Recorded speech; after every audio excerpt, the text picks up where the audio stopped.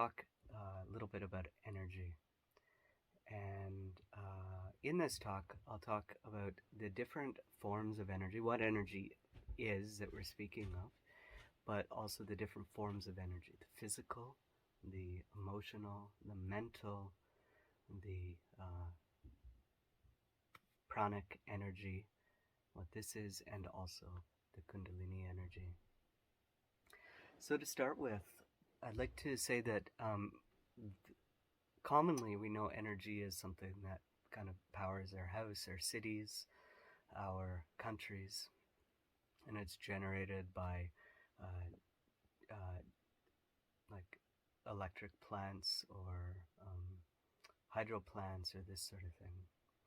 And yes, this is of course energy as is commonly known, but as well when we move towards yoga, towards especially towards practices where we work with the energy of the individual and the energy of the cosmos, that we could say that it's at it's energy, yes, but it's at a more subtle level.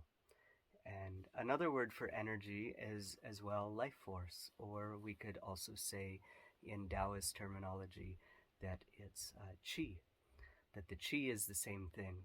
And as well, we can talk about prana. Now, prana is just one aspect of our energy field. So we have physical energy, the energy that we get from eating food, energy that we get from drinking water, energy that we get, and each of these are a little bit more subtle, energy that we get from breathing, and etc., which gives us the ability to move physically, and we can also feel that our energy depletes when we don't eat properly.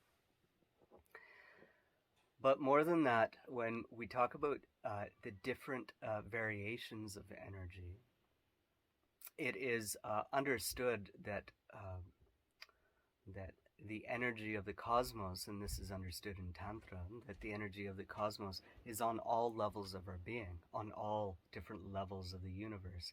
And as well, we can see this in quantum physics as well, that that it's not like we are made of particles, we're made of energy itself. We're made of, maybe it could be called light waves or something. But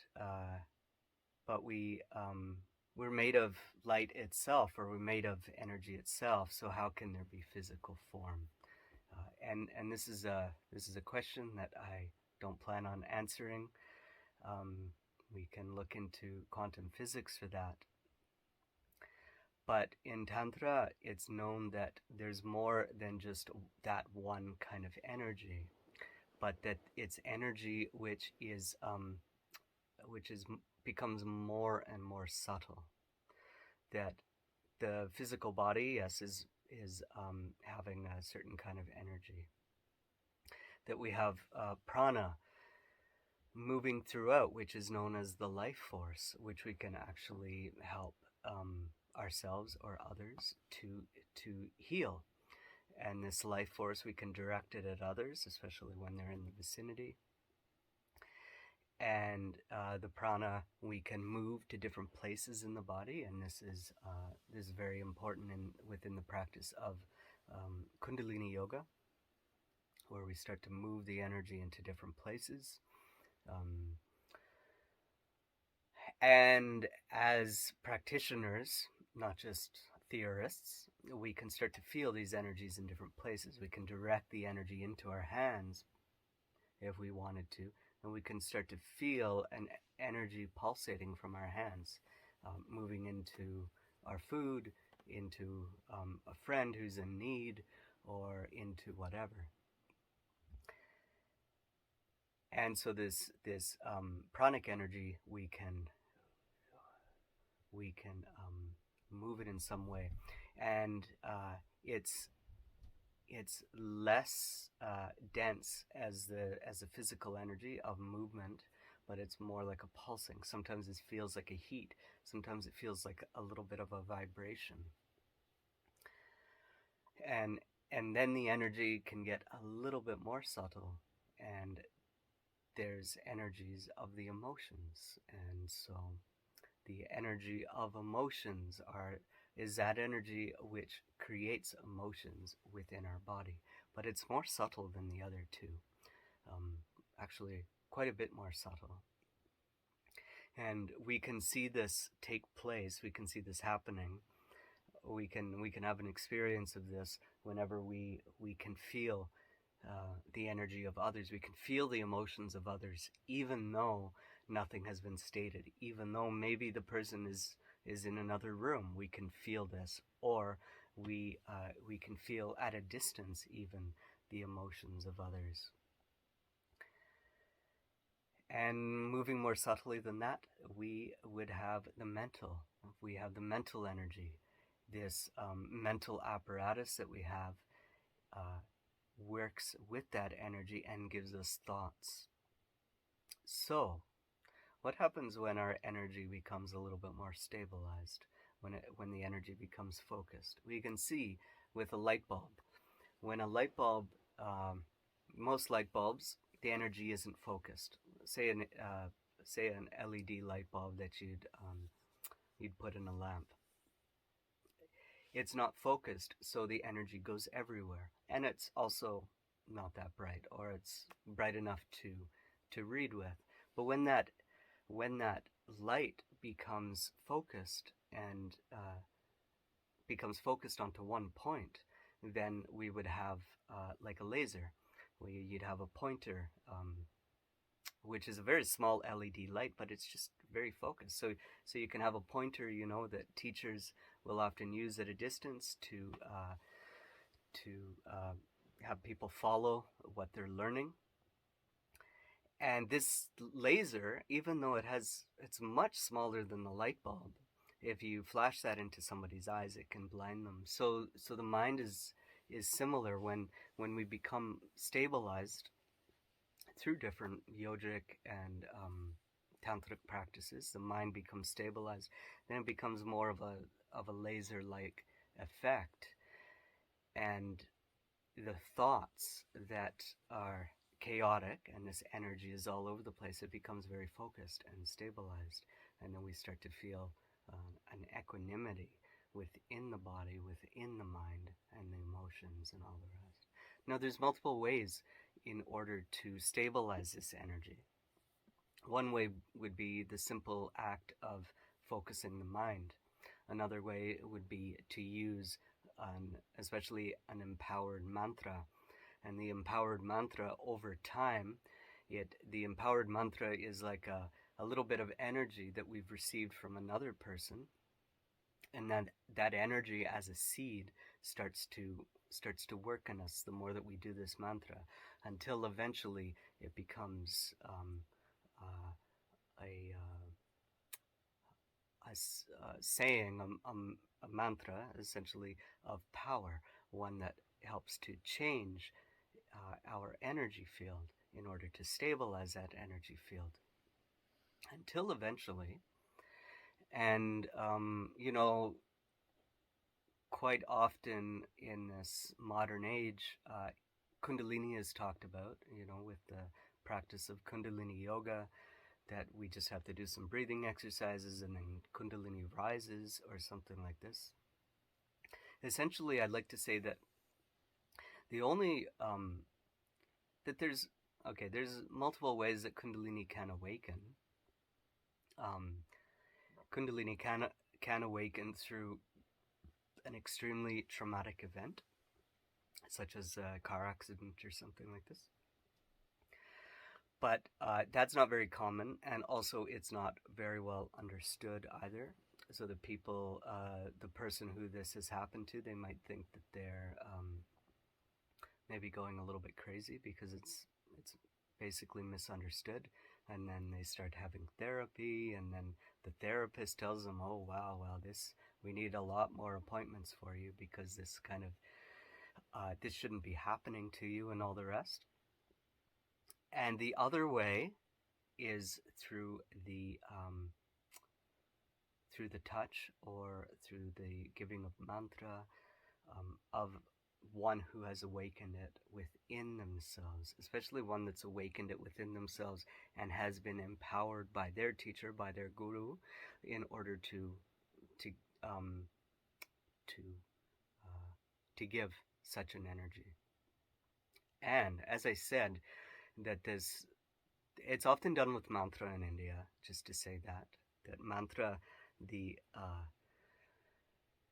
masters found that with mantra, it's not just a saying, a spiritual saying or something like this, not just a string of words brought together in order to help to focus the mind, which it can work in that way too.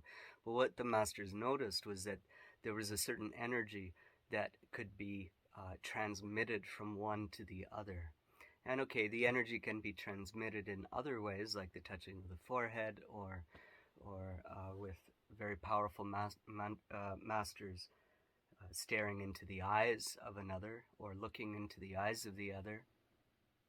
But mantra was a way that masters found also weeded out the people who might not be so devoted towards understanding themselves. So it also, using mantra takes some work too. And it comes in the form of a seed. And with this seed, then we grow it into a beautiful tree. And that tree essentially is the Kundalini. And Kundalini is a certain energy that becomes awakened. It's sometimes known as Kundalini Shakti. Kundalini Shakti because Shakti is the known manifested universe.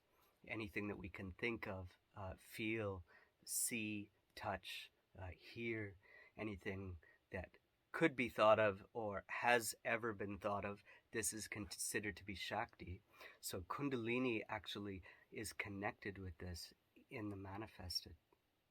And Kundalini is the basic primordial energy that becomes awakened as we start to go deeper into spiritual practice. So we might ask, okay, well, in this case, does this mean that also Christians worked with Kundalini? They don't talk about that at all, or even maybe the Theravada Buddhists, they don't talk about Kundalini at all. Is it just something that is in Tantra, is in yoga, is in different Sanatana, Dharmic paths? And I feel that it's in all traditions. It's just awakened differently, and it's understood differently. So in India, especially the Tantrics, they're very practical. They call Tantra a science.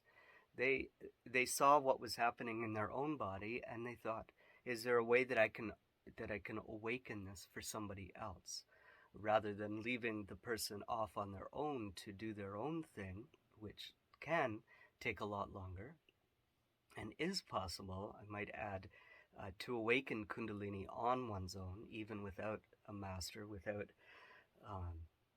an empowered mantra and all the rest, without a eye gaze or a touch or anything like this. But it takes a lot longer. So the masters were looking at, like, how I've awakened this in me.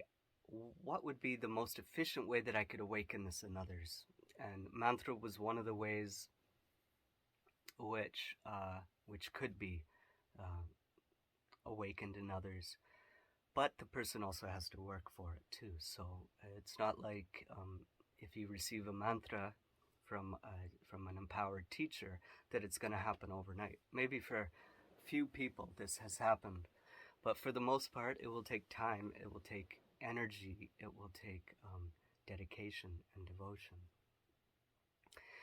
And so Kundalini actually, when it starts to awaken, because it is an energy after all, when it starts to awaken, it's said to start to travel up the Sushumna Nadi, which is in the center of the spine. And there's some roadblocks along the way, but essentially it starts to move into the higher chakras. And when this happens, there's a complete shift and change in a person's psyche, until eventually it reaches to Ajna chakra, which the teacher can often, a great tantric master can do this to bring Kundalini to Ajna. And then the final step would be to bring Kundalini to Sahasra. Taking the example of the tree, the trunk of the tree is Sushumna Nadi. The roots are Muladhara in the base, and Ajna would be the first branch off of that the main part of the tree. I called it a stump, but it's not the stump. It's the main part of the tree. Can't think of the word right now. But then with Sahasra, then we have the branches, and it's infinite and all-knowing and eternal and all the rest. So I hope this answers any questions that you might have, and if there are any more questions, please don't hesitate to ask us either in this app or also in the different gatherings and meetings that we have with our Sangha. Thank you.